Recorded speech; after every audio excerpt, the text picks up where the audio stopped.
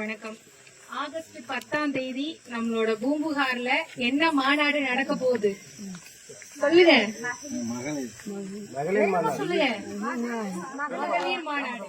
என்ன மாநாடு நடக்க போகுது?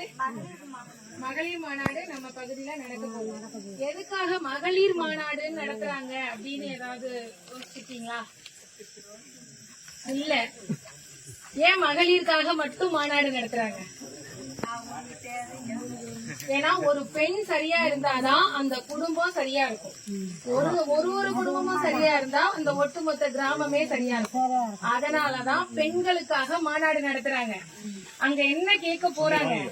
நம்ம பொருளாதார ரீதியா பின்தங்கி இருக்கோம், பெண்களுக்கு சம வேலை வாய்ப்பு கிடைக்கணும், அரசாங்க வேலை வாய்ப்பு கிடைக்கணும், கல்வியில நமக்கு தேவையான இடஒதுக்கீடு கிடைக்கணும். இதெல்லாம் கேட்கறதுக்காக தான் நாம எல்லாரும் பூம்புகாருக்கு போறோம்.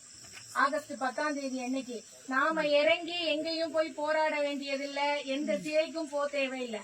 ஐயா அவர்கள் பின்னாடி பெண்கள் நாங்க எல்லாம் உங்களுக்கு உறுதுணையா இருக்கோம். எங்களோட தேவைகளை நீங்க கேளுங்கன்னு அவங்களுக்காக நம்ம ஆதரவு தெரிவிச்சா மட்டும் போதும். நம்மளோட தேவைகளை நம்ம மருத்துவர் ஐயா அவர்கள் கண்டிப்பா தீர்த்து வைப்பாங்க.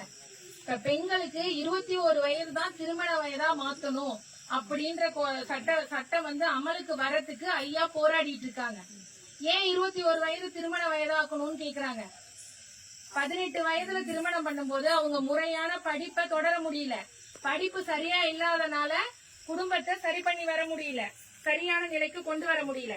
இந்த தலைமுறையில இருக்க நாம அடுத்த தலைமுறைக்காக ஐயாவோட கோரிக்கைக்கு நம்ம எல்லாரும் நம்மளோட குரலை ஐயாவுக்காக எழுப்பணும். பெண்கள் நாங்க அனைவரும் ஐயாவுக்கு ஒத்துழைப்பு தருவோம். எங்களுக்கு பொருளாதார ரீதியா குடும்பத்தை முன்னேற்றத்துக்கு தேவையான பலன்கள் அத்தனையும் ஐயா பெற்று தருவாங்க. அதனால நீங்க எல்லாரும் மகளிர் மாநாடுக்கு ஐயா பின்னாடி நாங்க இத்தனை மகளிர் இருக்கிறோம் அப்படின்னு நீங்க சொன்னா மட்டும் போதும். நம்மளோட கோரிக்கைய ஐயா நிறைவேற்றி தருவாங்க கண்டிப்பா.